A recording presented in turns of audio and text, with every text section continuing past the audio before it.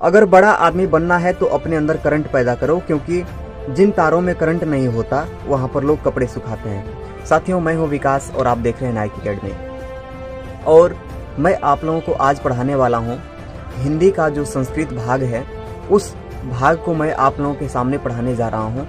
तो इतना महत्वपूर्ण है कि वो बोर्ड की परीक्षाओं में ज़्यादातर करके पूछा जाता है। तो परीक्षा को ध्यान में रखते हुए मैं आप लोगों के सामने जो संस्कृत का पहला लेसन है वाराणसी में, उसका पहला पैराग्राफ आपके सामने प्रस्तुत करूंगा।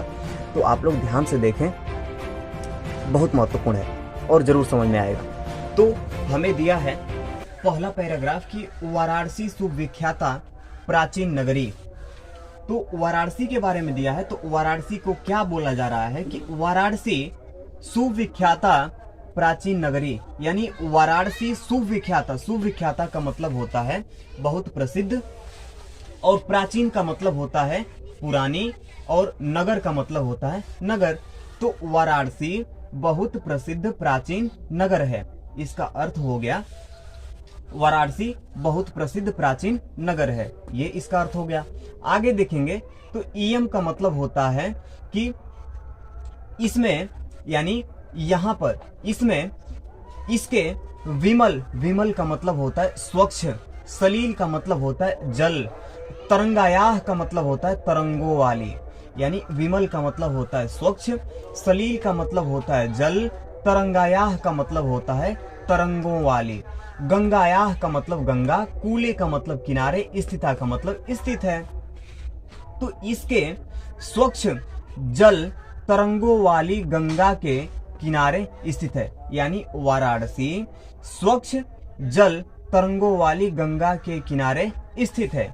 आगे देखेंगे कि अस्या मतलब इसके, घट्टानाम मतलब घाटों की, वलय आकृति, वलय आकृति का मतलब होता है गोलाकार, और पंक्ति का मतलब होता है पंक्ति, धौलयाम का मतलब होता है सफेद, चंद्रिकायाम का मतलब होता है चंद्रमा की सफेद रोशनी, जिसको चांदनी बोलते हैं।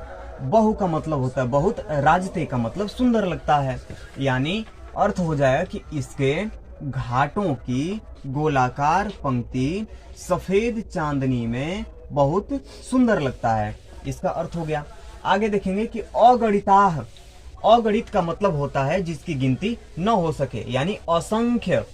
पर्यटकाह का मतलब होता है पर्यटक, यानी यात्री, और यात्री जो होते हैं वो दूर दूर से, यानी विदेशों से भी लोग आते हैं, तो यात्री बोल सकते हैं।